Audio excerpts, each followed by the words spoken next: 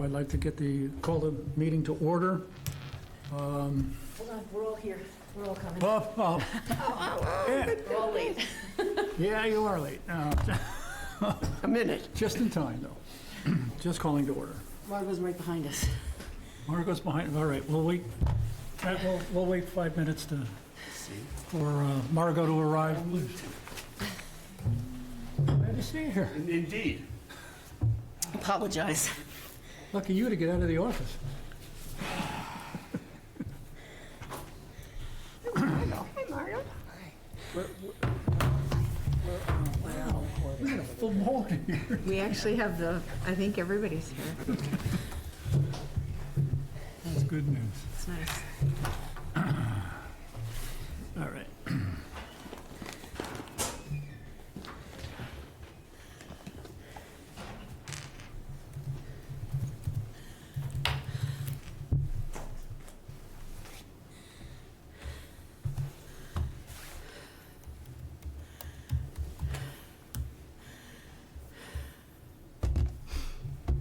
I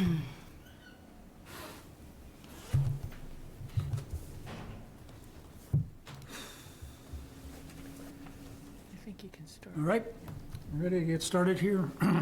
Call the meeting to order. Real Estate and Open Space Committee on March 21st, 2025. First thing on our agenda is for public comments. I'd like people who are attending to please give your name for the record, please. At the microphone? You can just say it out loud so they could be. Yeah, Patrick Ott, East Harwich. Brendan? Brendan Lowney, Affordable Housing Trust. Bowden. Art Bowden, thank you. Patrick asked to present 3 petitions to us, but since 2 of them were exactly the same as the ones we discussed last year, I asked that he focus on the one that we haven't heard about and keep his comments to relevance to the committee. So, Patrick, it's up if you come up here to the table. I appreciate it. So, actually, all 3 of these were on the town warrant last year. Were all 3? Oh, I wasn't aware of that. The fertilizer was a repeat from the prior year. The pesticide one is now a repeat from last year, and the tree preservation bylaw is a repeat from last year. And in all 3 of those, there's no change in the wording, except I added the word garden in the fertilizer. So growing fruits, vegetables, and gardens use organic fertilizers. So it's the exact same home rule petition as last year, okay? For both. And you're asking me now not to speak about the fertilizers since you've heard about that. I'll open that up since you did present all 3 of them. I had only 2 of them in the back of my mind. No, that's fine. But do keep it short. So both the fertilizer and the pesticide is asking for a reduction of application, okay? It's a home rule petition, which means we're asking the state legislature to allow the town of Harwich to set the regulations that could be applied. I started a base for the fertilizer saying use organic only for homeowners that are growing fruits, vegetables, and have a garden. If you're a commercial farmer, you're exempt. Continue doing whatever you're doing. What's the point of all that? I've gotten 11 emails from True Green saying your yard will be greener than your neighbor's. Okay? I just got this letter from Lawn Doctor saying thicker, greener, weed-free, guaranteed. What's the impact? We're worried about our ponds, our waters, our estuaries, cyanobacteria blooms, shellfish closures, on and on and on. So we're having an impact on the environment we're having with our actions, and the fertilizer reduction will address that issue. Okay.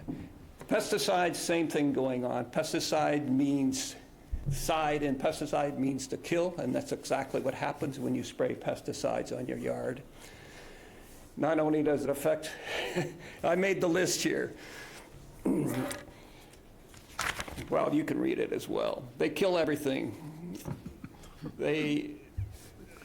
Spraying outdoors affects yourself, your children, your pets, the birds, the bees, the chipmunks, the squirrels, the snakes, the salamanders, and whatever else is unfortunate enough to cross your yard. If you and your family don't want the health risk due to exposure to chemical sprayed on your yards, don't spray your yard. If you just step outside the door and see what's on the rack out there, how do you protect yourself from mosquitoes? You apply it to yourself. You use personal protection. Use a repellent. Wear the proper clothing. Keep your windows closed. Drain water. Same question about ticks. Personal protection, et cetera, okay? It doesn't say call your nearest exterminator and have your yard sprayed, okay? So the pesticide, again, is a reduction, asking for a reduction. You can do whatever you want to yourself, whatever you need to do inside. You can get exemptions if needed for outdoor use of pesticides. Pesticides, of course, includes herbicides, fungicides, what's the other one? Rodenticides and fungicides. A side note for rodenticides have secondary killing as well. They persist in the environment even though the mouse or rat is dead. If something eats that mouse or rat, it dies. We are losing our wildlife. Coyotes, fox, all our raptors, hawks, owls, eagles, they're dying on Cape because of rodenticides. There are other ways to control rodents, okay? You can use live traps, you can use birth control, you can use carbon dioxide, okay? So there's other means of addressing that besides poisoning. The third one in now is a tree protection bylaw. It's not a home rule act, it's actually a proposed bylaw which was copied from Mashpee. It is addressing the tree, when there's construction being done, it's addressing the lot clearing, the 100% clearing of lots. The bylaw suggests that in the setback perimeters of all lots, we all have a back setback, a front side setback. In those areas around any lot, those are called the tree yard.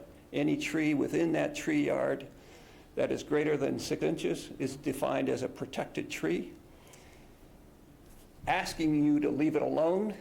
If you do cut it, you have two options. You can either plant an equivalent tree diameter to replace it, or you can pay into a tree fund.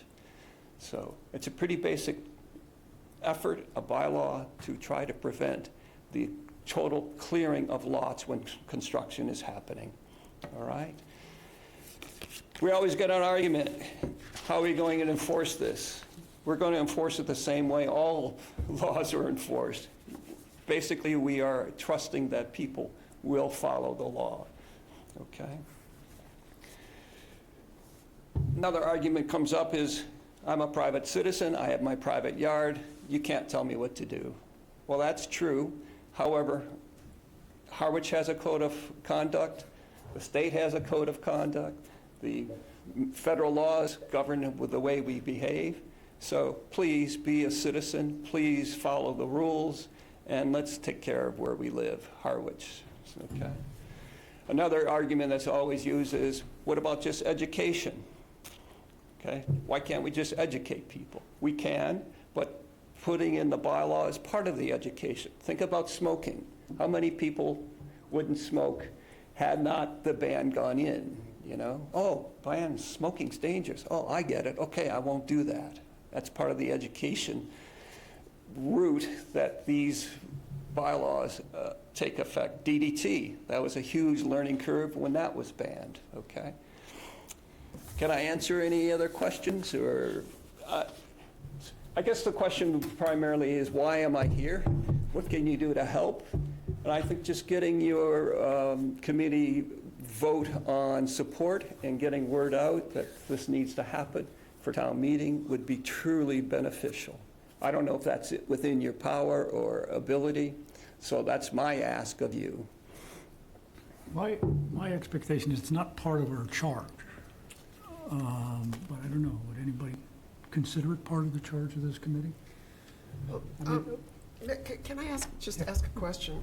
Patrick, these came before town meeting last year, and they failed basically because people felt that there hadn't been enough process, that it hadn't been widely enough discussed, and that the entities within town that should have weighed in on it hadn't weighed in on it, and so forth. So can you tell us just a little bit about what you've done in the meantime to try to remedy that? Because absent that, I think there's going to be the same outcome at town meeting. So I think it's important that, Yeah. yeah. So the argument at town meeting was I didn't hold public hearings. I, as a citizen, cannot hold a public hearing. Only the select board can. All right. I did hold 3 public forums. They were advertised in the Chronicle. They were held at the 204. They were done afternoon, evening, morning to talk about all 3. So I did hold forums. But the argument was, that's not a public hearing. Town meeting is the public hearing. Town meeting is where all this gets discussed. So town meeting is the appropriate place just for this type of discussion, okay? Okay. And so what have I done? I've gone to Select Board, Finance Board, COMCOM, Board of Health, and before you. So people can't say, you didn't tell us about it. Right? I am telling you about it. And I agree with you, Dave. It's not part of your charter, but I'm here to present it. And maybe individually, you have your own opinion, but it'd really be great to say, here are the committees and commissions and within Harwich that are supporting this.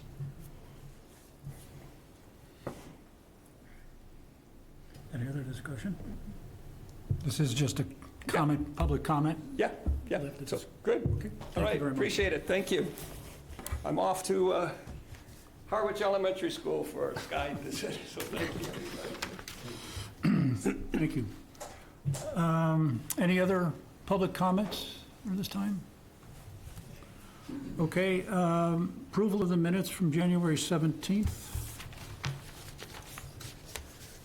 Can I have a motion to move forward for that, please? I would move approval of the January 17th minutes with one tiny correction, which it's just a typo. Let me see if I can find it here. Hold on a sec. Under old business, the first paragraph, it says the table of contents outlines the topics it covers. It should be outlines. Okay, I'll fix that. I'll second that motion.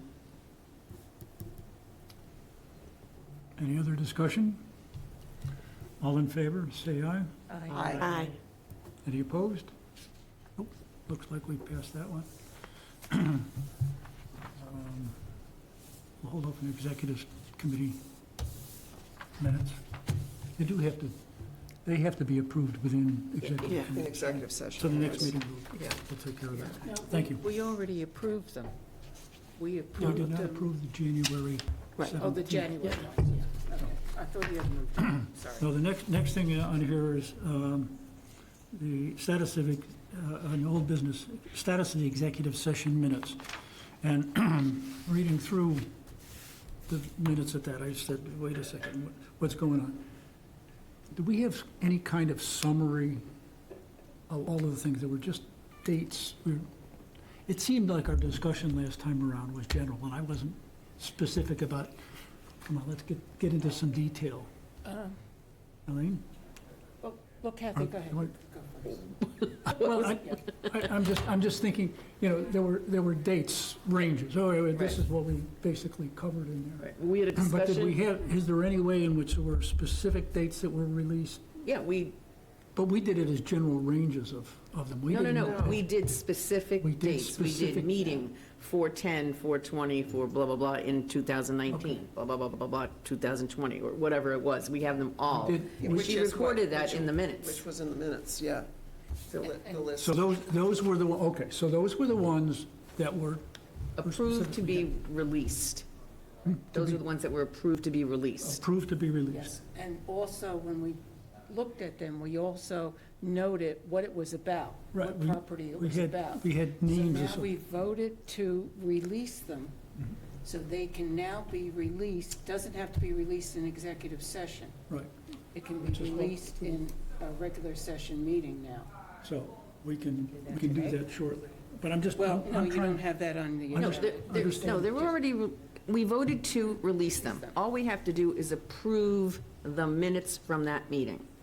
Which we have to do in executive Not session. executive Have to session. do that in Got it. executive session, which is not. We already voted to release them, but we have to approve those minutes in general from January.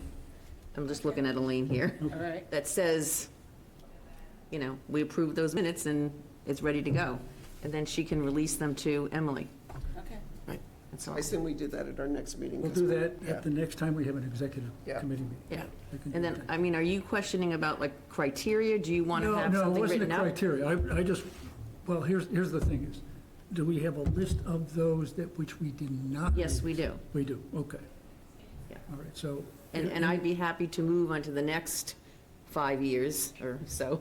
Okay, well, I found a lot of them, so, you know, we can do that. We can prepare another, you know, have another session in executive session that says, you know, these are what these are for. You know, we're going to have less that we're willing to release because some of the information is more current or hasn't been resolved outside of this committee or in town, so, but happy to do that. all right. I just wanted to make that clear. Because timing is everything. Yeah, yeah. Yep. All right, thank you very much. Any other questions with that? Nothing here that we have to approve at this point then. Okay, under new business, Elaine contacted me after the Affordable Housing Trust meeting on Monday night and asked that, or had mentioned the discussion she had with Brendan Lowney from after the AHT meeting on Monday. So, Brendan, you want to come up and make a little presentation? I see that you've got ready, and we will have our discussion. Good morning, Brendan Lowney from the Affordable Housing Trust, and thank you for the invite. Let me just grab some more paperwork.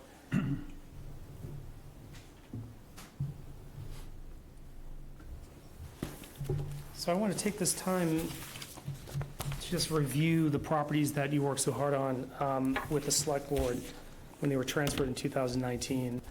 And just give you a quick overview. Elaine and Kathy have been to numerous meetings with us over the years, and I felt it was a good time after our conversation, Elaine, just to give an update on where we are with the properties and what's been going on in the last 5 years or so. I got a sheet I'd like to hand out.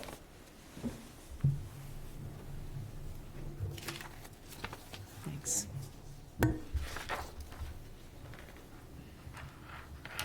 Thank you.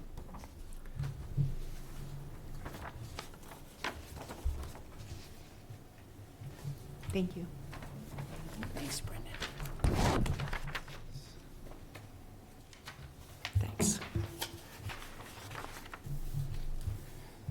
So what you have in front of you is just a quick cheat sheet that we use to update the properties, and I'll go over real quickly, then we can dive into each individual property. The first upper portion of that sheet lists the properties that we have in hand. Those are our assets. The second block at the bottom is, I always list any properties that we discuss over the last 5 or 6 years. I just put them in there. There's no activity on them, but it's properties that we've mentioned over the years. And the bottom part is just a breakdown of our total assets, cash on hand, along with potential cash from CPC and the rental tax transfer that's going to be happening hopefully at town meeting.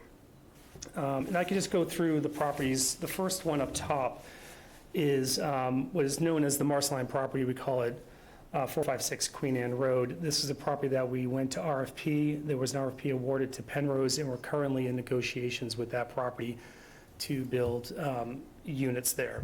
So that's in process. The next property is Oak Street. And these are the properties that were given at town meeting, the next 4. Oak Street is unique. It was one of the first properties that we decided to really focus on and do a site plan. We didn't want to rush to do site plans on all of the properties because of the costs associated with that. But when you look at Oak Street, there's 3 acres, and you're thinking, something can be built there. It was exciting. But after we did an evaluation, MHP did an evaluation first, and then we went forward with a site plan just to make sure. And I do have a couple of copies, and I have a bigger version, but I'll pass these around so you can see it. David, I can look on together. Share that. Thank you. Wetland issue here.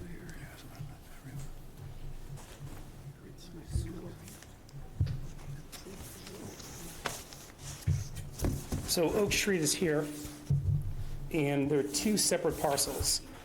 And when you look at it, you think there's something that can be done. When you start seeing all these red, well, you have your green, which is the vernal pool, which you know, the 50 is the red, and you have your 100.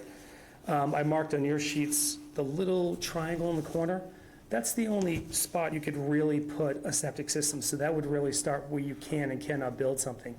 So 3 acres turned into, so it was a little concerning. Can this property be sold? It is valued at $555,000, but there's obviously some challenges with this property. So right now, we're considering doing, trying to sell this at the assessed value, or we'd have to get an appraisal on the property to sell. So there's a cost associated with so this property was the first launch on going down the road of what we can and cannot do. So this one's really not on the agenda anytime soon to probably sell or try to develop or do an RFP, but it's one that we're currently working on. So that was one of the properties. The next property, Depot Street, that's just a 1 acre. And one thing I'll share with you beforehand, and this was a service that was done for free from MHP. They actually did an evaluation of all the properties for us. And they give a breakdown. So all my notes that you see on the right-hand side really come from MHP and what they decided. This property is in Zone 2. There's a 60 feet no disturb. But the vernal pool, where it sits in the 50 and the 100, it really absorbs all of it. So another property that is tough to know what to really do with. It's valued at $200,000, but it's probably not buildable for affordable housing. And actually, to back up on Oak, Oak is not suitable for affordable housing because you can maybe build a little tiny house there. This still has to be vetted through health, conservation, everything else, but this is just a preliminary review of the properties I did with conservation and health, and then the site plan itself. So another property that we'll have to try to figure out how we can get rid of that is worth $201,000, something to discuss. The next one is 0 Depot Road, 0 Orleans Road. This property is unique. This is the one that we're focusing on right now. It's a big property. I think you're well aware, it's called J1, J2, J3. It was at town meeting. There was an amendment done on the floor to make sure that the 100 feet above the vernal pool was protected, and everything south of that cannot be built on. So you have some upland on J1 and J2 that is buildable. It's roughly 6 acres. So it's a valuable property. And we're debating right now, we're trying to figure out if we're going to sell it or keep it for housing. It seems like we're leaning towards selling it. There's a process in that. It's valued at 1.9, so that'd be pretty good for the trust to fill the coffers with some money. So that's where that property sits right now. It is a Zone 2, and like I said, the notes on the side, there was a discussion about J4 and J5 acquiring that to get on the tax rolls if we sold the whole property together, but that was just a small discussion we had. So some of my notes could be from 4 or 5 years ago, but I just list everything just so I keep it consistent. And the last property is 265 Sisson Road. This is a property where there's a current tenant on it, and I think the lease is up in 2034. So that property, something could be done there. Bowler, years ago, started a process where they located septic, dwellings that you could put on there in concert with the building staying, the junior theater, and creating some housing, 16 units. That didn't go anywhere, so we refreshed that document, and Bowler just reassessed it. So we're still playing around what to do with that, but we still have a tenant issue that we're working through, and obviously we'd like to see the junior theater stay, and the housing can be built at the same time. So there's a couple of moving parts there, but that's probably not a property that will be sold. So really, out of those properties, the ones that we're looking to dispose of is really going to be, what can we do with Oak Street? Depot Street is a challenge, and then, of course, the bigger J1, J2, J3 property. Down below, when I get into properties discussed, we've talked about properties like the Arbor House, which was on the 2019 meeting that got pulled. 70 Willow, I'd have to probably follow up on that. That is with the selectmen right now to figure out what we're doing with that. Depot Road, potentially acquiring J4, J6, just an idea. Earl Road was thrown around in the early days.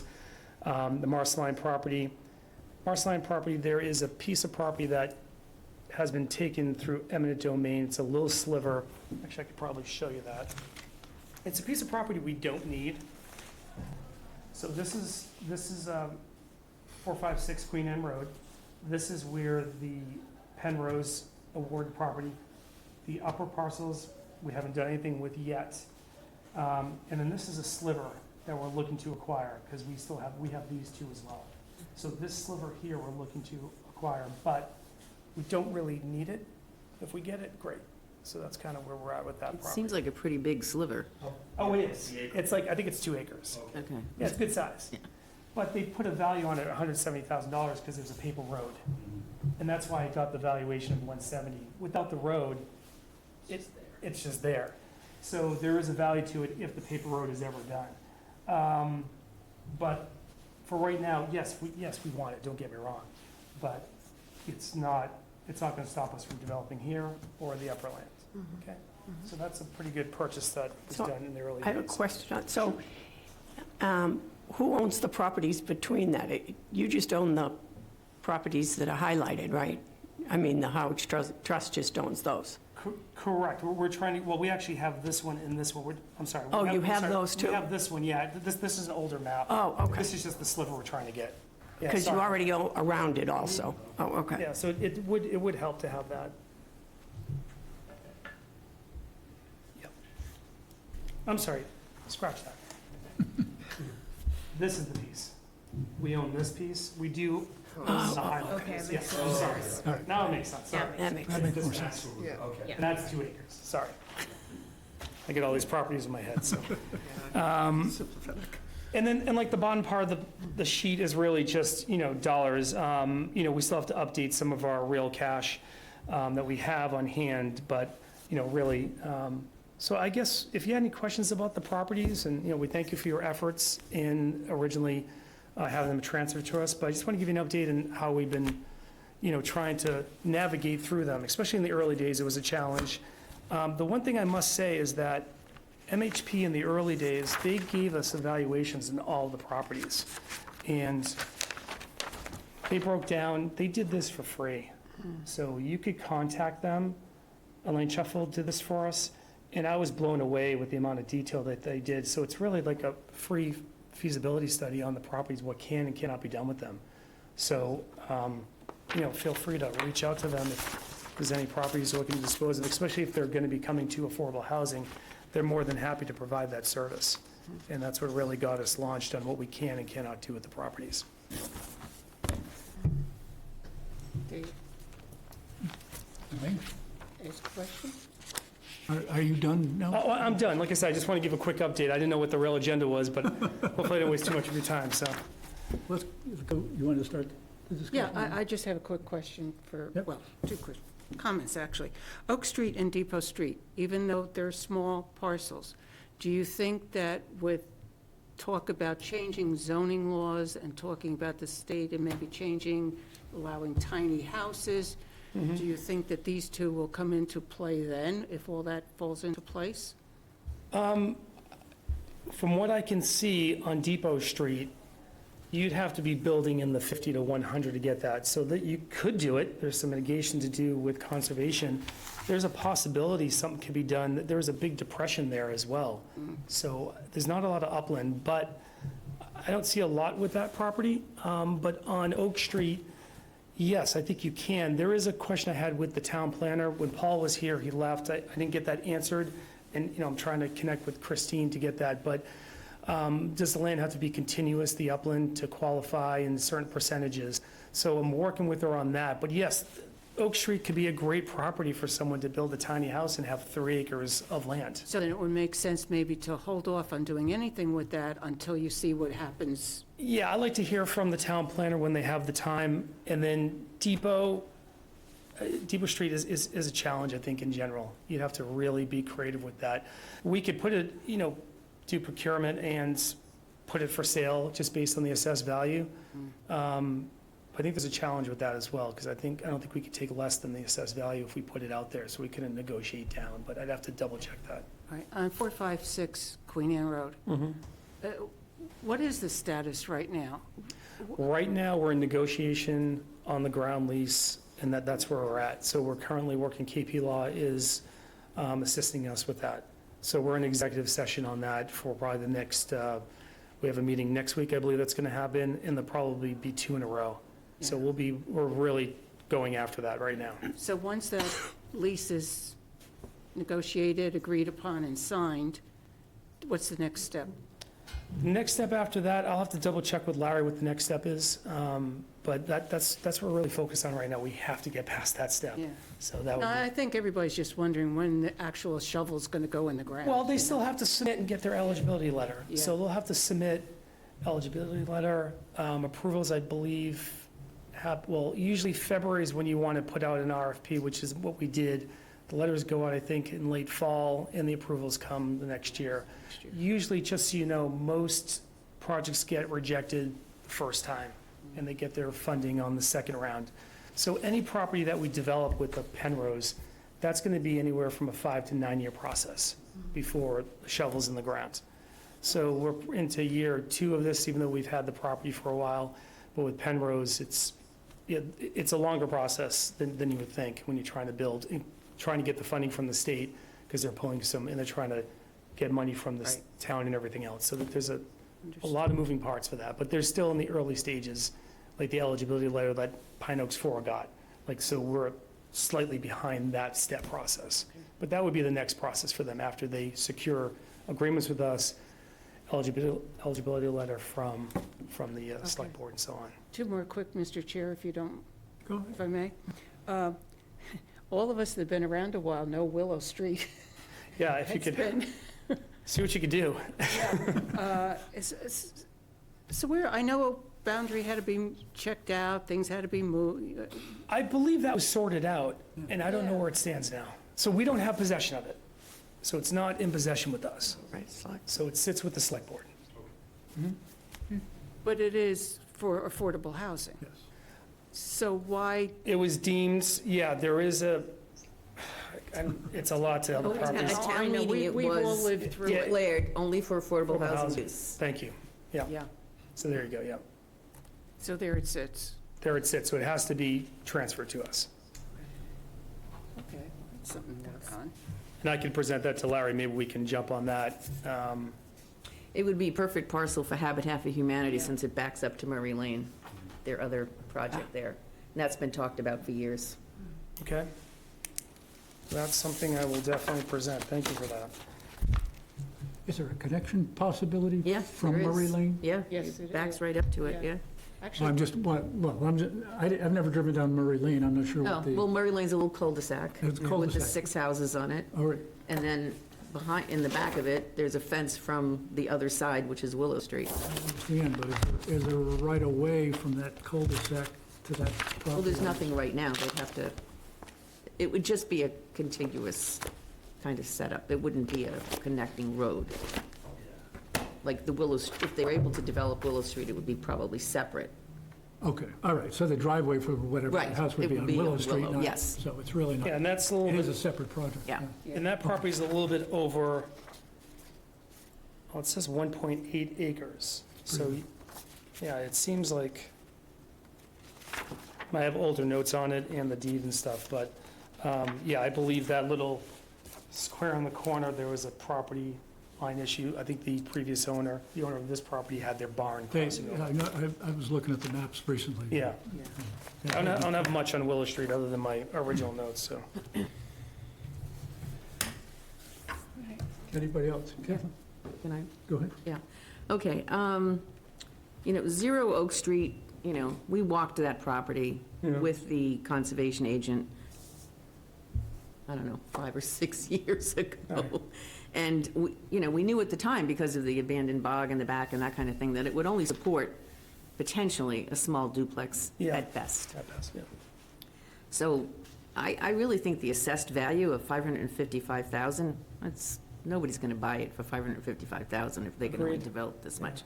So Actually, I shouldn't is say that, I'm there, trying to sell it, so, when, scratch that. well, so is there any kind of legal stipulation for the Affordable Housing Trust has to sell something at the, or can't sell it below the assessed value? So that's really a Joe question. So the way it works is we can either get an appraisal done and pay for it, and then we could sell it for the appraised value or higher, or we could just take the assessed value through 30B procurement and sell it for that. So I don't want to run around and do site plans and spend money, and, because we kind of have a Well, good feeling, yeah, so. Site plan is one thing, Yeah, and no. appraisal is another thing. An appraisal's going to cost you a couple thousand, maybe? I'm not sure how much the appraisal would be. Around. We're working on that. 2,000 to 3,000 But when you do probably. J1, J2, J3, that's a big property. That's a big So property, that's- but yeah. for some of these smaller ones, I mean, it would be best just to kind of move these things along and take advantage of the market where it is now. Yeah, it would be nice if we could do the assessed value and negotiate, after that, but I don't think we can negotiate down. Okay, so I've walked the property. Yeah. I know where it is. It's great, yeah, it's a I great mean, piece when you see it. It's just 3 acres. It's not $555,000. I agree with that, yeah. Yeah. And then Zero Depot, 0 Oak Street, again, you guys have already done the site plan for that. You know its value. And you're still on the fence of whether to put it on the market? Are you talking Oak Street? Yeah, Oak Street, yeah. Okay, because Oak Street was the 500,000 plus. Oh, right, So okay. Depot was the Yes, 200. yes. Okay, you So I'm can- getting confused. Okay, Yep. so Oak Street, you've already done the site plan work. Yep. Do you really think that that's worth $555,000 to somebody, that when they can only build on a small portion of it? It's what the assessed value is. I mean, other than getting an appraisal. Yeah. So with that said, after you talk it out, I might present to the board that maybe we do get the appraisal if it's short dollars, and then we can get a real dollar. I think that's a property. Well, I mean, I that- think for some of these, we all know that it's just not going to work for affordable housing. I think they should So be sold, yeah. They should be sold, boom, boom. And that's why I'm here, to get your opinion as well, because I'm going to bring that back to the board. Julie Kavanaugh and I are really discussing the properties and really focusing on them for our next presentation at our board, on which properties should be sold and, kept. I mean, let's face it, before this all started, I mean, the parcels were chosen because they were sort of like they were town-owned, but obviously they weren't like perfect properties, Correct, yeah. okay? And so now the so-called, criteria has sort of like kind of narrowed them down to like being not suitable. Yeah. So why hang on to them? Just move it along. Even Sisson Road, which, as you know, they had a site plan developed, they had, some Yeah, that drawings one's kind done. of ready to go. But there's issues. yeah. There's this 20-year lease that they had with the Harwich Junior Theater and, that kind of thing. So, I mean, I don't know. But let's get back to, Yeah, they're challenging properties. In the early days of the trust, obviously just starting off brand new, not saying we didn't have a lot of help, but we were missing a town engineer, surveyor, town planner when Charlene left. So we had to find our way, and at the same time, the property values have increased. So we Right. got lucky to that effect, and obviously we know they can go back down. So we held on to them, values have gone up. So I think we're in a really good place to really focus on them now and try to sell them. all right, so I just want to real quick, just kind of go into just a little history of the J1 to J3. Yeah. Can I ask a question about these assessed values? Yeah. Have you considered, and Brad may be able to answer part of this because he's got experience in this. Getting that stuff reassessed, I mean, if you've got plans built that show how little building area there is on there, the assessor may drop those assessed values for you. I never thought of that as an option. Oh, That's absolutely. thoughts? But an assessor's gonna wanna, in my office, I'd wanna see an appraisal.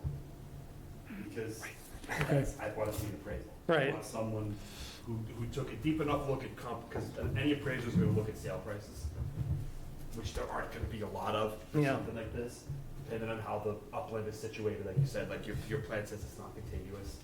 So, if that's gonna be a hard comp, fine, but an Yeah. appraiser will try and give you their best estimate. Yeah, There are plenty of appraisers locally who yeah. I mean, we have to give a lot of information, because if you go blind just based on the acreage and everything else and comps, you're gonna get this evaluation again. Which so. is what an assessor does. An assessor uses tables to kind of figure out, well, this land is in this place, and all this land is in this place, so here's what its value is, Mm-hmm, based on what's moving in the market.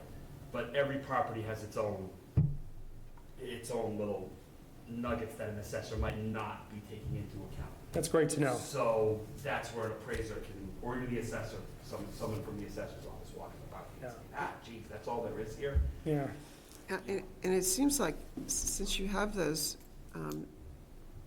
state analyses of each of these properties, that would be a big leg up on an appraiser. I mean, that's, that would give the appraiser the info that they needed to do an appraisal, so maybe it wouldn't be as expensive. mm-hmm. Mike, did you have your hand up today? I think I had comments on the history first, and then I'd like to comment.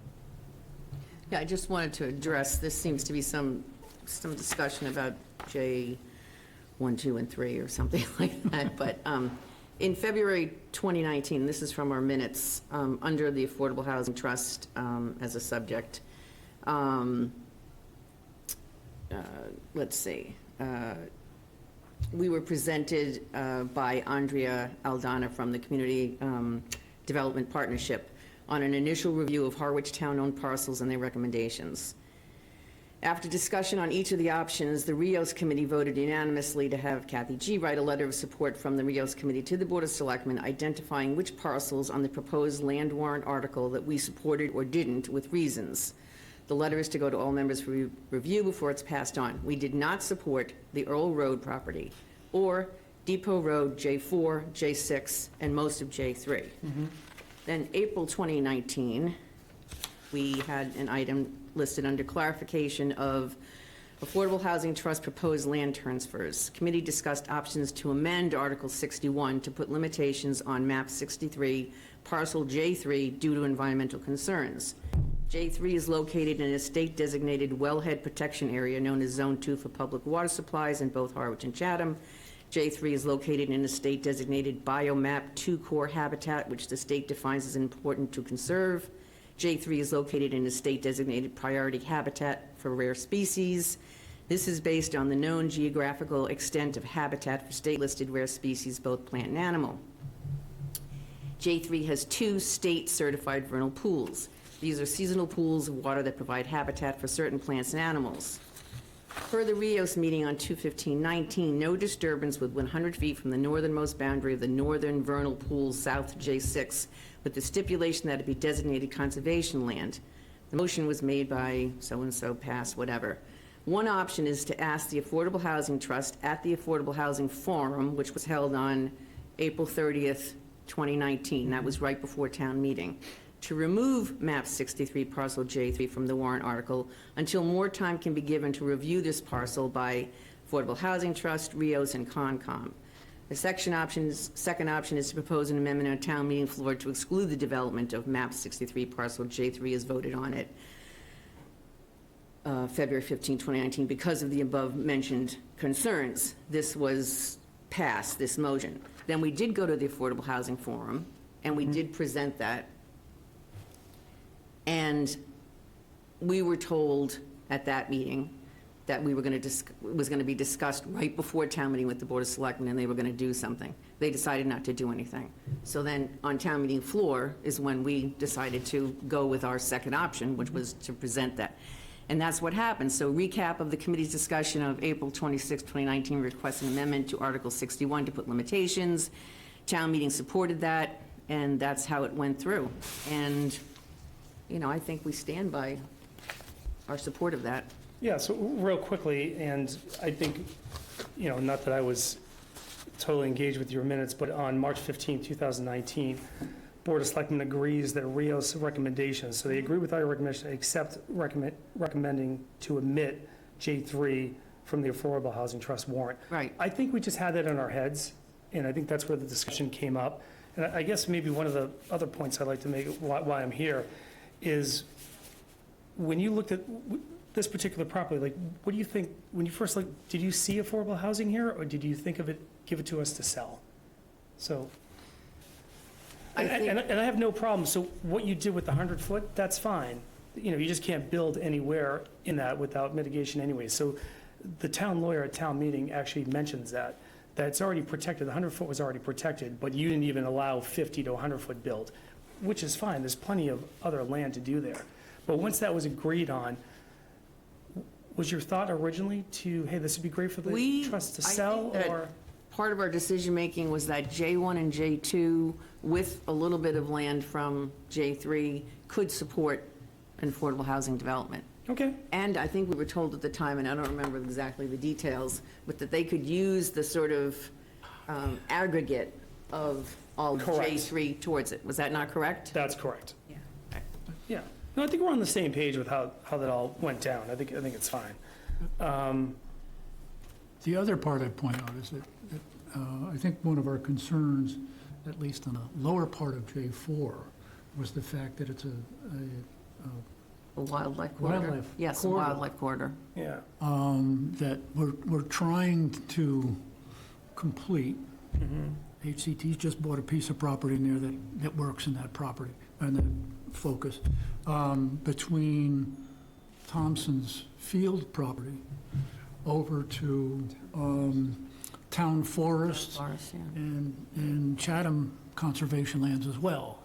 And if that gets broken up, then we've lost a major corridor for wildlife to move around. And it's one of the largest currently wild areas.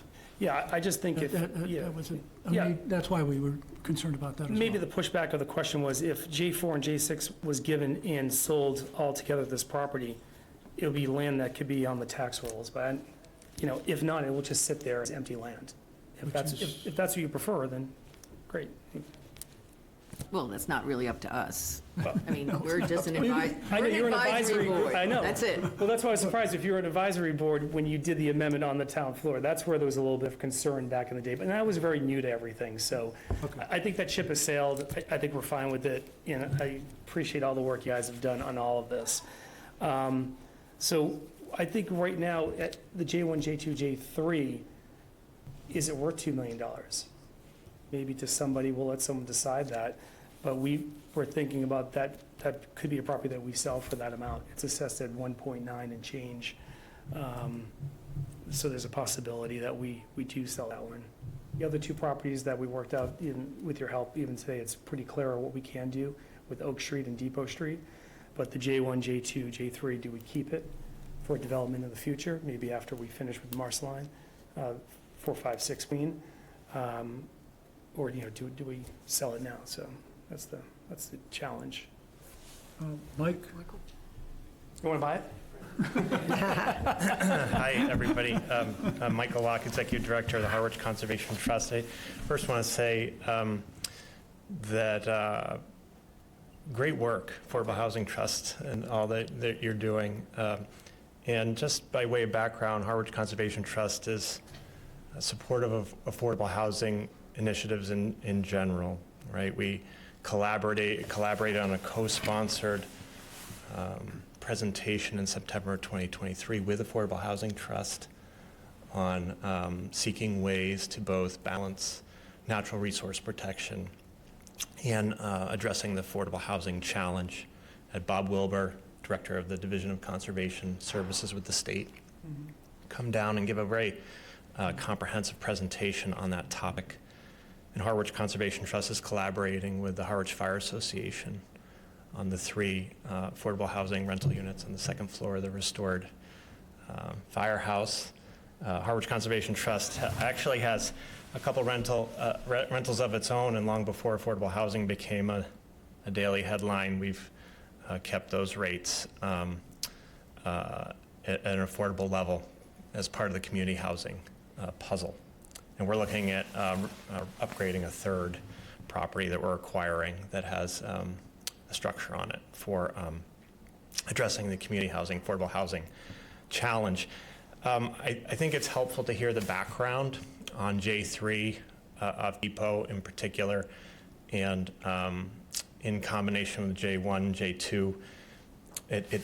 It sounds like to me that initially J3 was thought of as being omitted, but then an amendment was forced in a way to happen on town meeting floor to create those constraints with respect to the known natural resource significance on that property. And now Affordable Housing Trust is trying to raise more revenue in addition to the channels of revenue that it has. Seems each year Community Preservation Committee's been generous in recommending to town meeting $500,000. And you mentioned the transfer tax coming up town meeting for consideration. Right. And I think there's the cell tower fees. Yeah, so, and you're making great progress with 456 Queen Anne Road. I do wonder if the assessed value that you've been referencing for Depot, 1.9 million, is really accurate. I'm just listening to Brad's comments on determination of value. So I wonder if the expectation of revenue from a potential sale is higher than what might actually be the case. But moreover, I wonder if it's worth tapping the brakes a little on jumping to the notion of building on J3, J1, J2, but primarily J3, or sale, because of the number of environmental values that are known to be on the property. This is the very kind of property that Harwich Conservation Trust and the town of Harwich, through Community Preservation Act, open space funds, and through town meeting vote, invests in regularly. We seek out these properties like J3 that's within a zone of contribution to the public water supply. We seek out these types of properties that have habitat connectivity with other surrounding town and protected lands. We seek out these properties that have habitats such as vernal pools. Studies have shown that the species that depend on vernal pools for survival need far more upland as part of their life cycle than just 100 feet setback. So I think there's an important moment, and it's helpful to hear the Affordable Housing Trust goals with raising more revenue. I just wonder if there's another option here for J3, perhaps J1, J2, given the environmental values that are present on the properties.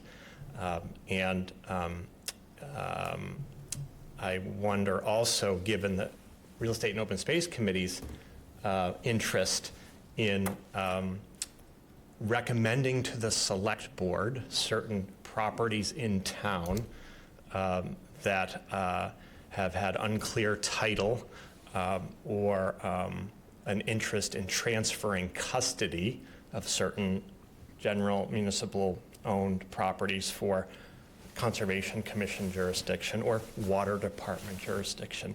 If J3 might fall into that category, given so much attention on those recommended transfers or acquisitions by the Real Estate and Open Space Committee in the past. So some considerations. Harwich Conservation Trust is available for being a part of this dialogue as you see fit. And again, thanks for your work, and thanks for the time. Thank you. Are there any other comments or questions from the? I mean, that was a great comment. Thank you, Michael. And it is a unique property because it's already separated. So there are 3 parcels there. So I'll bring it back to the board, we'll talk about it, and just bring up some options and maybe invite Michael to our next meeting as well, and I'll take the feedback here today and see what we can do with that property. And we'll keep on plugging along. Well, thank you very much for your Any other time questions? and your openness and willingness to listen to Absolutely. us. And we look forward to having more opportunities to help you in Absolutely. terms of identifying. We spend a fair amount of time looking at maps and trying to identify Yeah. parcels for all purposes. And my history only goes back to about 2012. Kathy goes back, and Margot go back a lot farther than that. So we're very aware of most properties that are non-built at this point. We'd be glad to help you in any way we can in terms of the evaluations. So Excellent. thank you very much. Thank you very much. Thank you. Yeah.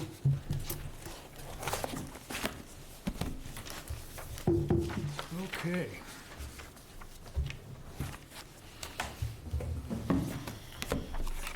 Next on the agenda is the review of the local comprehensive plan. I hope you all had a couple of free days to read through that. It's a light read. It took me 2 days. I can totally believe that. I've read sections of it I've been reading it in sections for 2.5 years now. Bless So it's definitely not a light read. Well, it might just, some general comments, and I'll let you do the highlights. Margot, Okay. you can cover that, but just in general, I think it's a comprehensive thing. What we have, though, is incomplete, and I'm going to be concerned a little bit, is it going to be complete before it goes to town meeting, or is it not going to show up in town meeting? The selectmen and the local planning committee are in agreement that the consideration should be postponed to a fall special town meeting, because we're not ready yet. We're not ready to go to town meeting yet. So the committee is our contract with the consultant goes through the end of June, and our plan is to really double down between now and then and try to finish up the sections that have not been completed, and also to prioritize. The plan has, gosh, I don't know, like 150 action recommendations, and we're going through a process right now to try to prioritize those, because otherwise it just becomes just mind-boggling to imagine how do you go about doing all of these things. So that's really our focus for the next few months. And plus, the consultant's going to be putting it into a much more readable format with maps and graphics and better layout and all of that, so that it will be easier to read than just the text that we have before us right now. So all of that's supposed to happen in the next few months. And then that will give us some time over the summer to have some public outreach around this, so that people can see what the content of the plan is and be ready to bring it to a fall town meeting. And they haven't scheduled that. I'm guessing it would probably be October, something like that. But these things always take longer than you think they're going to, always.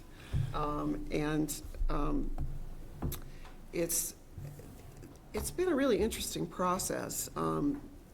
We started, it's 2.5 years. It'll be 3 years by the time it gets to town meeting.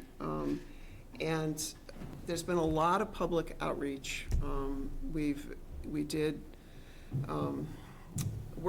public workshops, invited people in to give us input on various different aspects of the plan. But we've also gone as a committee out to boards and committees and community groups. And at the very beginning, we sort of broke up the committee into people who had an interest in various different things and assigned those people to go out and be in touch with different constituencies in town and bring back their feedback. And we did a survey, which got a written survey that got really quite substantial participation. And there's a ton of really interesting information that comes out of that survey.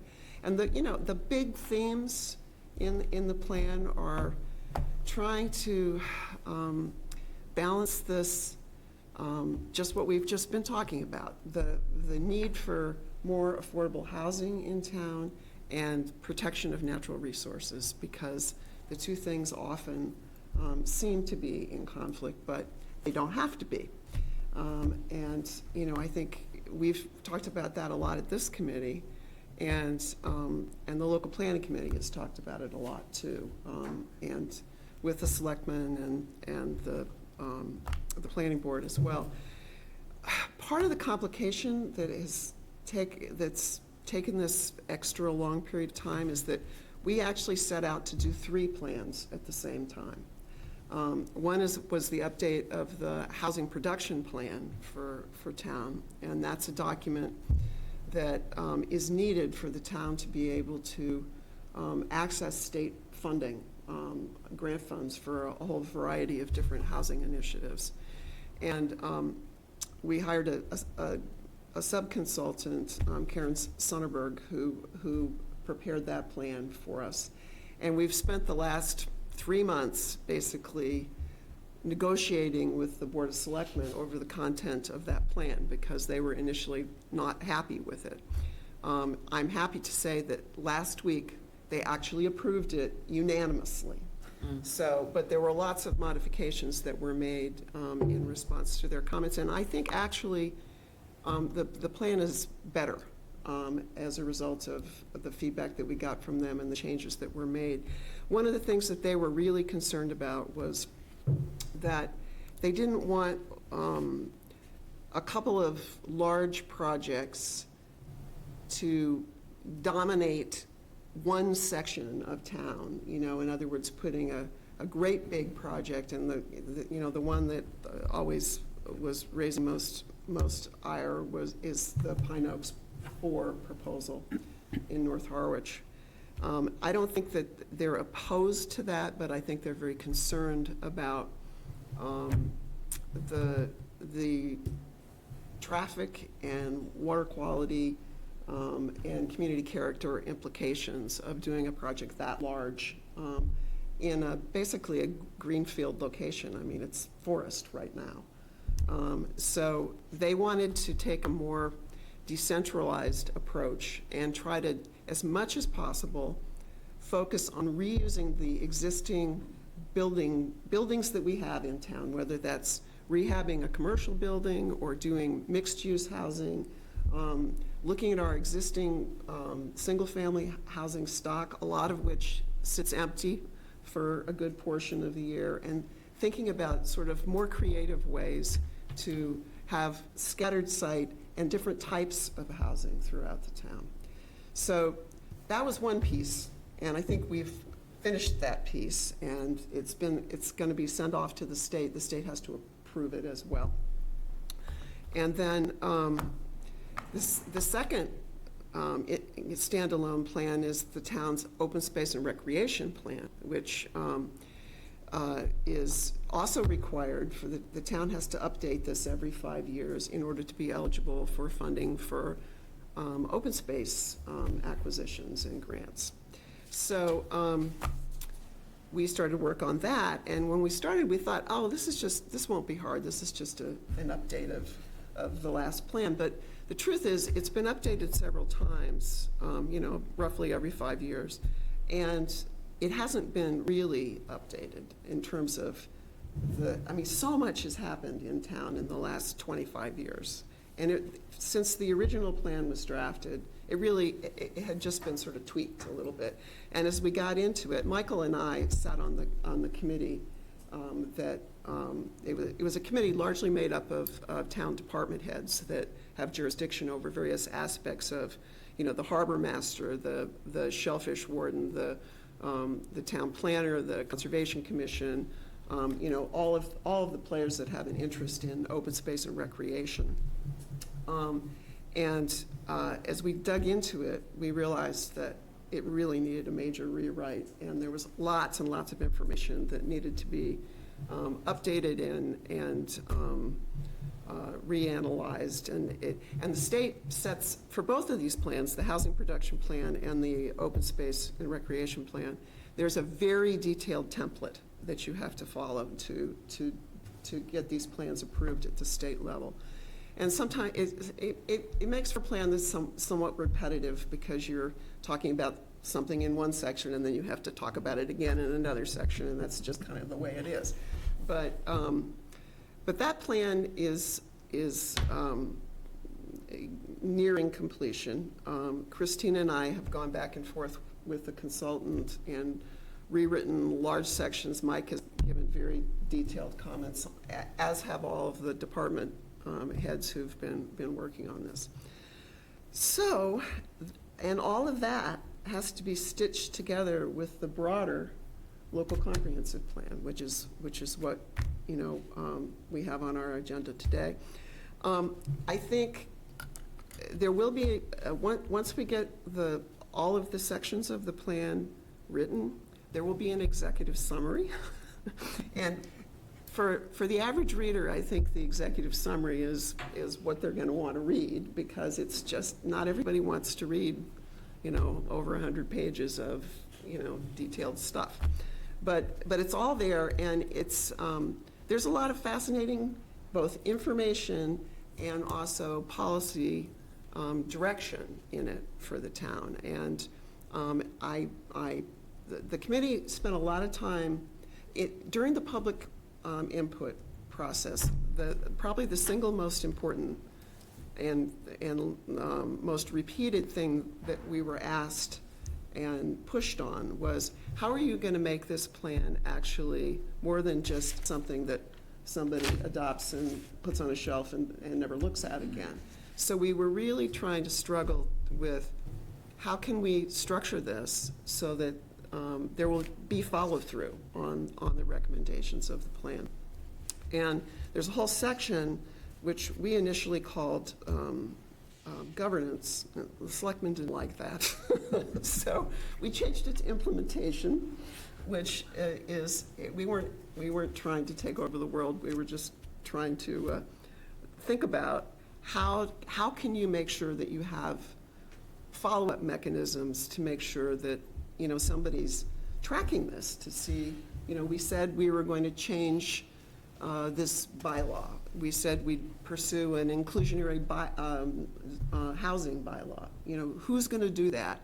What's the time frame for doing that, and so forth. So that's the most important part. That's the section 7, the action plan implementation section. And that's really what we're focusing on right now. So that's kind of a long-winded overview of what we've been up to for the last 2.5 years.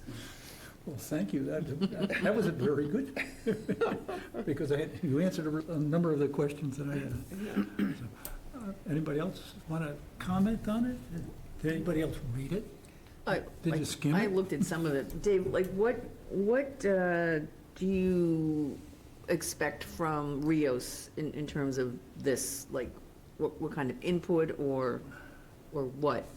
Well, obviously input's already been made, but look, my basic idea was that, first of all, I don't know whether and one of my questions for the end of this meeting was to say, is this something we should vote on? Is there something that, are we going to approve it or put our stamp of approval and say something at a town meeting? We obviously have many more months than that. But, no, it was basically to start looking for things that would trigger, how do we get involved in this, or not we get involved, we are involved to resolve some of these issues. from the action items. Action items. So, I took a page load of page numbers and quotes that are in there that make sense. And some of these I noted were, for like Patrick, that things like the fertilizer and the trees and so forth. They're in that plan that are important for him, to say, look, it's part of the local comprehensive plan. And just those things that need, are we involved or not involved? I didn't mean for everybody to read every word. I was just interested to see how many other people are crazy like I am. Not many. And it's okay. I mean, my first question was how many, first thing I was going to ask when we started this was would everybody who read the whole thing raise their hand? But I said, no, I don't want to embarrass anybody. But, I just, my experience when they came out with the comprehensive wastewater management plan back in 2015 was I read the whole thing. And I did find one other person in town who also read the whole thing. Both of us are geeks. We're interested in data. We're interested in maps and so forth. But I read this and I was impressed. I think it's a good document. I sent a whole bunch of, I actually edited it while I was reading it, putting in comments that I've passed off to Margot already.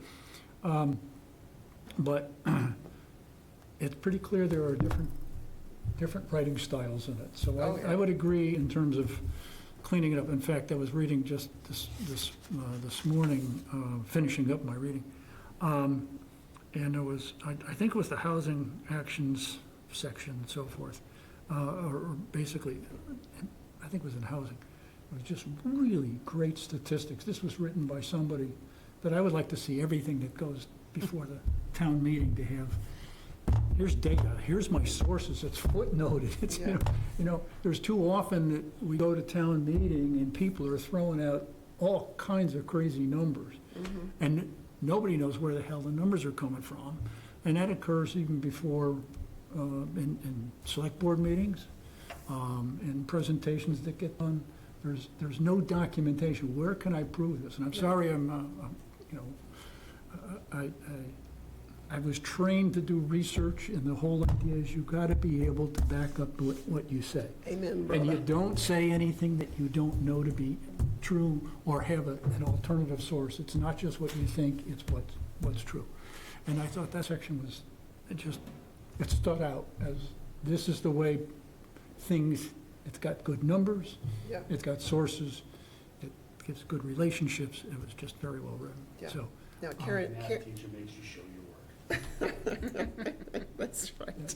So, but I was impressed with it. But I don't know, how does the committee feel about, do we eventually, before the special town meeting in the fall, do we want to address this again or not? I think it would be great to have a vote of support from the committee. We're required to get the planning board's approval, and, we will be seeking that. But I should just back up just 1 minute. I should have said in the very beginning, really, why bother? What is a local comprehensive plan, and why do you do it? And the whole idea is to sort of craft a vision for the town, and then develop goals and policies, and then specific actions that are much more detailed at each level, to guide what happens with growth and development in town. And of course, this committee is very involved in that. In just the kind of conversations that we've had here today about specific parcels of town land and how they should be used. But this looks not just at public property, but at how private lands should be managed, and how growth and development, where should it happen, where should it not happen, what kinds of densities are appropriate in different locations, all of that kind of thing. It's saying what kind of a community do we want to have, and how do we make that happen. And the idea is that all of your land use regulations should be consistent with the plan.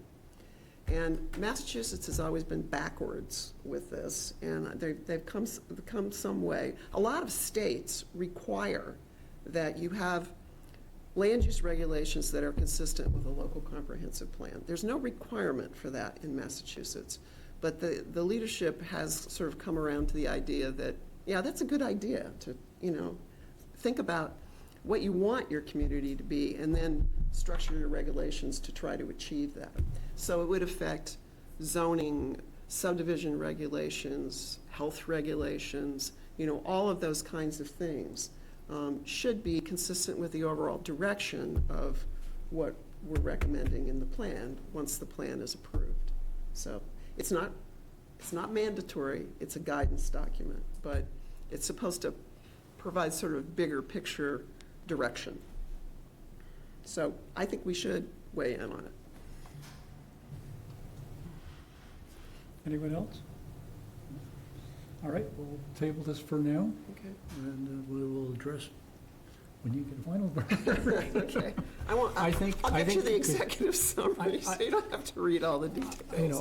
I would like to see us, and the big question is whether, if we're supporting it, are we supporting it as a committee, or are we supporting it as individuals? I mean, Okay. Well, we can decide, see what everybody has the people are right to do it as an comfortable with. individual, and, Yeah. that's okay, Yeah. but I think that if there's parts of this plan that we feel strongly about, I mean, one of the things, as I say, wildlife corridors was mentioned in there, and we're aware of where those things Yeah, are and need to be maintained. yeah.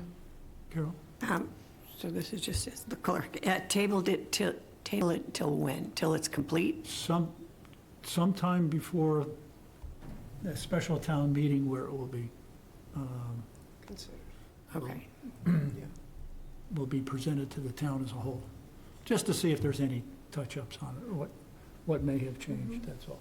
That's pretty straightforward, and we can vote then at that point, if we want. We can go then, yeah. All right, that's that. The last thing I had on the agenda was review of parcels assigned to the select board. We only have a few minutes, so I'm gonna make this as quick as I possibly can. I sent everybody a rather long document that I created just by using Google Earth and going around and looking for yellow parcels. These aren't I didn't address all of the ones that belong to the selectmen, but this is something that Mike McCaskill had suggested to me when I first took over. And so I was doing other work, came up with this crazy project, and then spent, a day of cutting and pasting and putting stuff together. I don't want to address it right now. I think, I just want to get the feeling from the board, or the committee here, about, do you think this is an appropriate thing for us to put on agendas for the future? And if so, do we tackle it as one big project, or do we try to tackle it as a series of little fill-ins? Kathy? So, we've looked at town-owned properties before, and we have made recommendations, official recommendations from this board, and nothing has happened. So I'm just, I guess my question is where do you see this going? I would like to get it on the record. The way is, I am not making the assumption that they will do it, since so many of our other assumptions, or other recommendations have not been completed either. I mean, because we've made very specific recommendations since I've been on the board since 2012, and Dave Spitz was the town planner, that, such and such a property be handed over to the custody of conservation, or such and such and whatever. And not one single thing has happened except for that little piece of property, Elaine, what Central Ave was sold. That was it, Yeah. which was like this big. What, the postage stamp down Yeah, there in the... near one of the beaches, yeah, that was it. That cost twice what, to Exactly. clear the title. Exactly. got you. Yeah, nothing has happened, so I'm just wondering sort of where we see this going. We're going to have some new members on the Board of Selectmen. We don't know who they'll be yet, but I think it's worth doing this again. And I think it has been part of our charge in recent years from the selectmen. And I was really struck, I haven't had a chance yet, David, to go look through all the maps that you sent, but I did go through and look at, the parcels, and I guess, we've been doing this for long enough that just reading through this list, I knew where most of these were, and they should be, most of them should be either in conservation or in the water department's jurisdiction. They should be protected. And leaving them unprotected, I think is dangerous. Because you just don't know what's going to happen in the future. And if we do it again, we also may be able to find some additional parcels that could be for affordable housing with better, we have better information now. And it's kind of disappointing that some of the parcels that we had recommended earlier for affordable housing have turned out to have, so many resource constraints that they really can't be used very effectively for that purpose. So maybe those parcels should go back into conservation, and some other parcels might be suitable. I keep talking about that sand pit in East Harwich. I think that is, we don't own all of it. In fact, we don't own much of it, but we own a little of it. And there's a lot of owners unknown there. And that is a huge opportunity for the town if anybody wanted to pursue it. I did have a chat with the assessor, and I've had a chat with Mike McCaskill about that sand pit. Mm-hmm. And the assessor has been negotiating with the Cuddy family. Mm-hmm. Paul Cuddy passed away, and I guess his daughter. Oh, I didn't know that. Okay. But Paul was working with the assessor, and after he passed, I guess it's his daughter has been working with him. They have straightened out much of the ownership that we thought was owners unknown. Okay. I haven't yet got updated maps because of so forth, but it's clear that he owns most of it, Yeah. but not all of it. You're Yeah. correct, and there's still some questions up in there. But as far as this project, we're discussing right now, is I'm trying to decide whether if maybe it's appropriate for us as a committee to sponsor warrant articles to do it. That's an interesting idea. Because if we can't get the select board to put it on the warrant, we could put it on the warrant. I don't like fighting that battle. I'm simply saying it's not my preferred choice. But if we can't get the select. So you're talking about a citizen's petition then? A citizen's petition. Well, that's how you get people to move, is to have to take action because you really believe in it. Now, it wouldn't necessarily be sponsored by Real Estate Open Space, but we might approve of one that gets written, okay? And say, we agree with this. I don't know. I'm going to raise hell. I hate to do that, but you know what? We've spent. I just want to note one thing, that, and I heard this from a selectman, that we don't know what Harwich's needs are going to be in the future. And once we put it in conservation, does it have to stay in conservation? Yes. So it It does. we don't know what Harwich's, we never knew a lot of things like cell towers and all that stuff. Well, for example, I'm going to take the parcel that is embedded beside a well in North Harwich. Around to the north of it is the Punkhorn. To the east of it is conservation land belonging to HCT. To To the south is conservation property belonging to the town conservation department. It's in conservation already. This is not, has no access whatsoever, and it's selectmen. They have nothing, there's nothing that they can do with it. And that's basically what I was looking at as much as possible through these situations. Yeah. Most of them are captured. This is not an extensive list of everything that is in the hands of the selectmen. Because there are other parcels that are, alongside a road, look, that can have value. But what I was basically looking for is these another parcel, a little tiny piece that's up off 39, it abuts one of the town wells, embedded. And I tried to mark any of those that were embedded parcels of that nature. So it's But that's the reason I would like to. not all assigned, just specific discussion, assigned. and eventually, and this can happen over months, okay?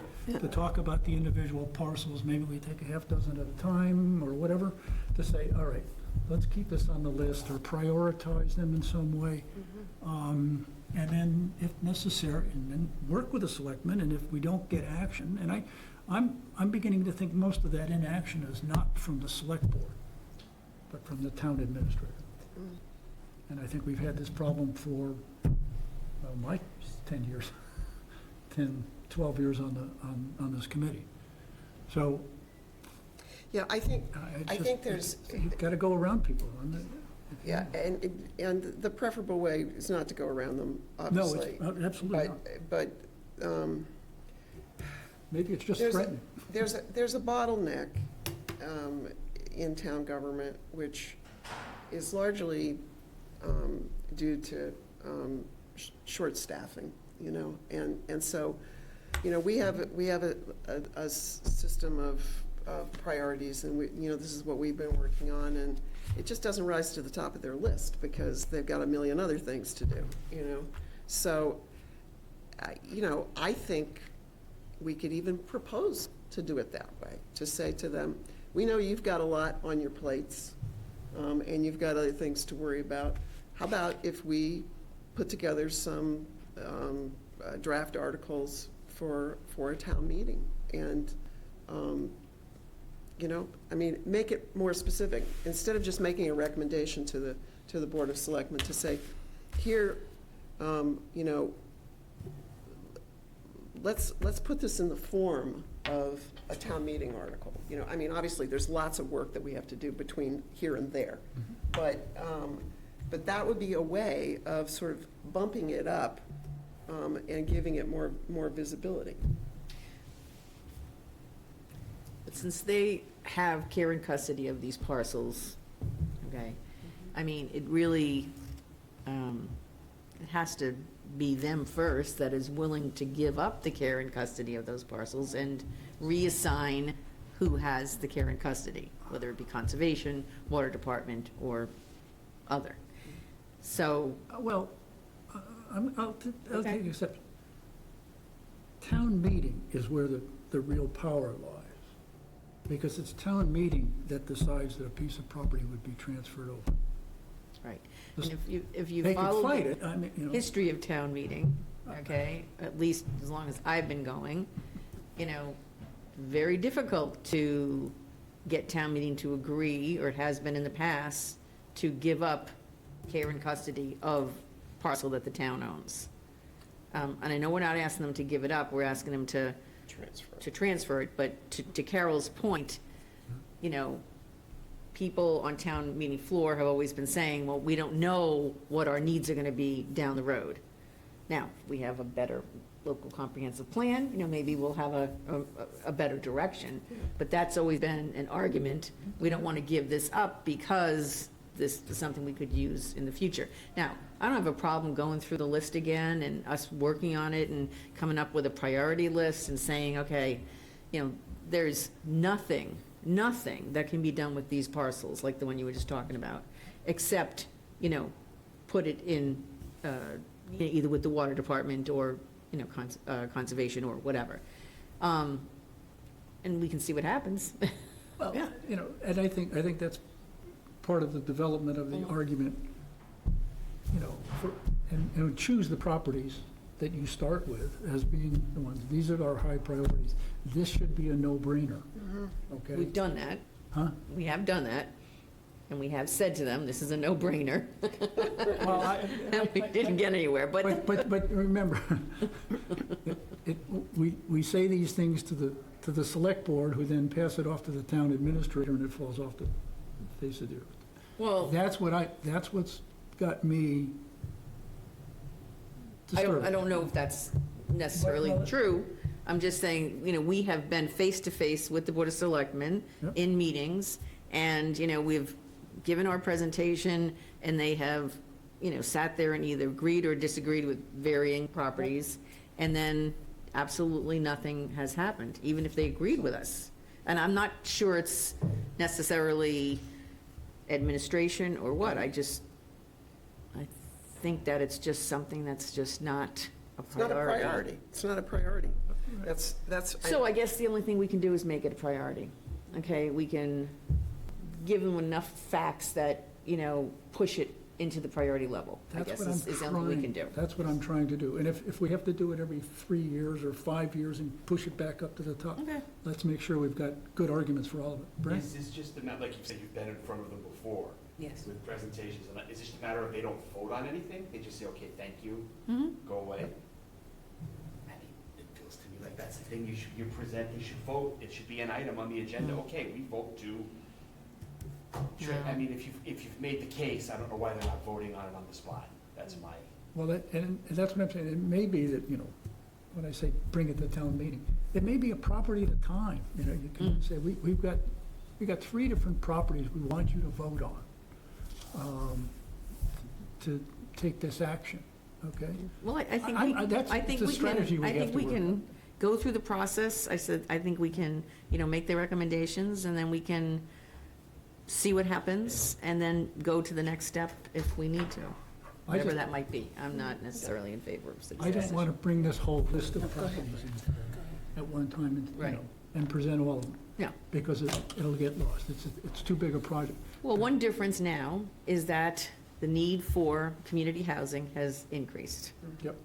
exponentially. Yeah. Okay, so the need for conservation, unfortunately, has not risen exponentially. I mean, one has taken over the other, affordable housing, or the needs. I mean, I just think if people had to vote right now, they want to vote for conservation, but they do know the needs of affordable housing trump that.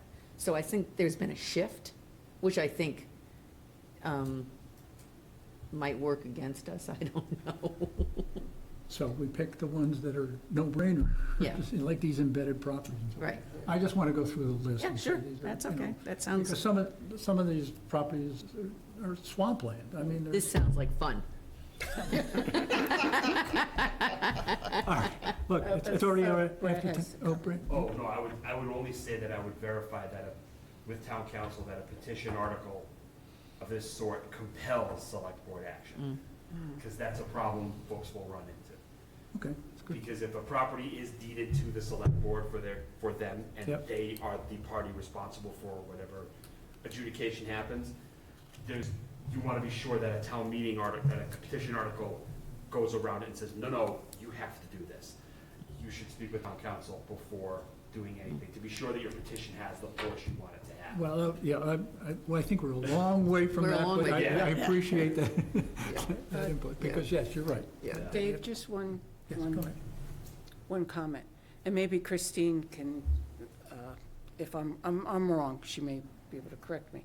I'd be very careful about relying on something designated conservation, because I know right now of a property, it's not embedded, okay, but it's a property that has, under the select, that owns by the town of Harwich, under conservation, and now there's potential for something to be built there.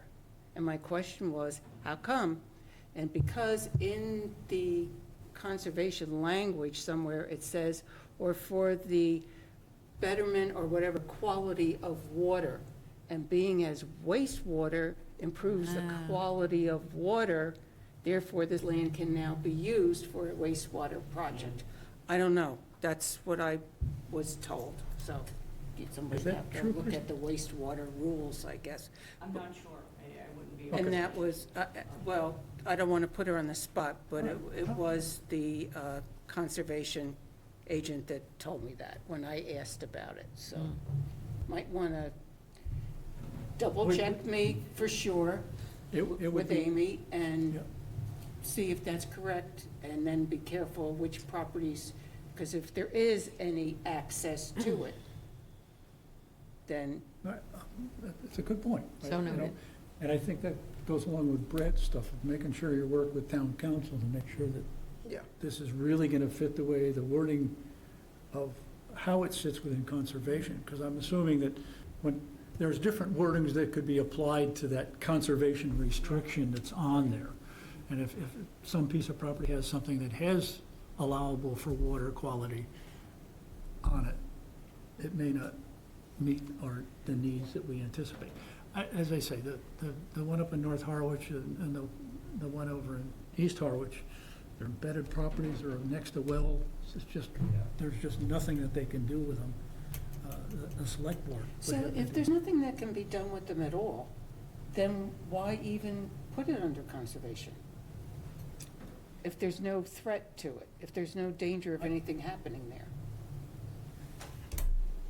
I don't necessarily trust select boards to do things that, to not try to do something with them, that's all. I don't, you know, if done properly, it's, you know, a D-transfer changing, but, I don't know, it's, Okay. It just seems like it's wise management to try to categorize your public properties for their highest and best use, you know? Yeah. So, Right. That's yeah, good, yeah. yeah. It certainly makes it a lot easier to look at the maps and say, all right, I don't have to worry. Yeah. It's like the same color of everything else around it. Yeah. As, Yeah. you know, as part of it, so it drops out of any kind of analysis of, you know, oh, we could use this for that. Right, right, And you stop all Right. arguments going forward. yeah. All right, member reports, anybody else got anything else? I mean, we're already after 10 o'clock, which, Oh, I got a quick report. As far as our minutes go, and we had talked about a while ago about what to do about attachments, how to secure them online, so everybody, you know, instead of being in a folder. So what the town clerk advised was attach them to the minutes. And, I mean, it's a little different because you can't label them as one thing, they got to be, but I think that's a good idea to just, if we want to keep them online and then we would have to vote on what to attach. You wouldn't just say, let's attach everything. well, you know, if you think about the selectmen's agenda packets, Right. it's got hundreds of pages of stuff. That is the documentation to it. I'm not sure that But we there's, don't usually get it ahead of time. but you don't need to, no, right. So we No, could it- attach to it the could be. minutes. So What I'm saying, well, would it make So- sense to, for an example, like, do we want to, we can choose, do we want to attach like a petition for support? Or do we want to attach the detail we got from Housing Trust? I mean, I think this is a good think piece. that's that- You should attach what we talked about from the Housing Trust. That other part was not involved in anything that we were Yeah, we didn't have a discussing. discussion. That was just a community thing, Public, yeah, public comment. public thing. All right. but then you got So I move we attach something like this. this, do you Have to do be you attached. attach these as well? Yeah, if you could, if it, I mean, yes, there's a lot of attachments that could be. I don't know if I can scan. Okay. Well, Yeah, that's a So- lot. Yeah. so since we're late, I'll make a motion next meeting. Okay. But I can make it when I bring the minutes for approval. Okay. Carol, do you want That's good. this? Thank you very much. Dave, I just wanted to mention Just in that, case they want me to attach it next week. wanted to mention that Elaine and Margot and I all attended think the this is more bad. Southeastern Massachusetts Land Trust's convocation in February. So Harwich was well represented. Good. And was this the one that we've been paying for and nobody's Nope, been no, attending? this is just sponsored by the, well, Southeastern Group, but the Cape Cod, the Compact is involved, and there's land trusts from all over the Cape and Southeastern Massachusetts. I've been a couple times. Yeah, I've been a couple times. Yeah, I mean, too. it has some valuable information in some of the workshops, so, yeah. I think I was thinking of the Affordable Housing Trust. Yeah, no, They no, pay, no. they pay for something and nobody attends. Yeah. Okay. I don't have anything for the chair report, other than I'm meeting with Carly, I'll see her after this meeting, to provide her with corrections for their database and Great. the maps. Great. Because the maps, they're going to be correcting those, and hopefully those will be regenerated for June. So, got a whole flash drive full of stuff for her. Any other questions? Next meeting would be April 18th, if necessary. All right, Come up with something at that. That town meeting is May. May, early May, May So 1st or 2nd. one of Kind of those keep the dates. date open in case something comes up that we need to address before town meeting. Okay. Can I have a motion to adjourn? So moved. Second, That's, we gotta close this with a vote. Individual vote? Yeah. we do? No, we're all No, here. We're not in just- executive oh, session. Voice vote? Voice vote? Aye. All in favor? Aye. Okay.